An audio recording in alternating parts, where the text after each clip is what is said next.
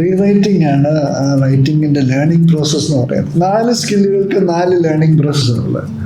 അപ്പോൾ റൈറ്റിങ്ങിൻ്റെ learning process എന്ന് പറയുന്നത്, നിങ്ങളൊരു ലെറ്റർ ഒരു ടാസ്ക് ചെയ്യുന്നു, ഞങ്ങളത് കറക്റ്റ് ചെയ്ത് നിങ്ങളുടെ കയ്യിൽ തരുന്നു.